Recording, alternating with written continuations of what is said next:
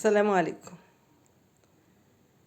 بالنسبة للمهلة اللي هي السنة الجديدة ديت، السنة الكبيسة القادمة على موضوع اللاجئين.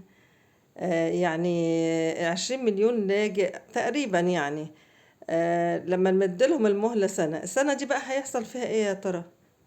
السنة ديت يعني لما ال20 مليون دول نقول نصهم هيخلفوا، لأن فيهم ستات ورجالة. ادي 10 مليون، قول ربعهم بلاش نصهم. ادي 5 مليون بني ادم هيتضافوا، ونبتدي بقى في المكرمة والمفرمة والاستثناءات، عشان خاطر دول الناس في المدارس مش معقولة هنخرجهم. والناس اللي اتولدوا ده جمع، اللي اتولدوا من سنتين تلاتة عايزين يدخلوا مدارس لازم ندخلهم. والمطارات مفتوحة لازم برضو ندخلهم. ما ينفعش. يعني ويا ترى بقى الأمور هتتحل ولا مش هتتحل، والموضوع هينتهي على كده ولا لأ؟ يعني هنبتدي بقى ايه السنة الجاية بنفس الموضوع، ويبتدي طبعا منح الأزهر هتتفتح تاني.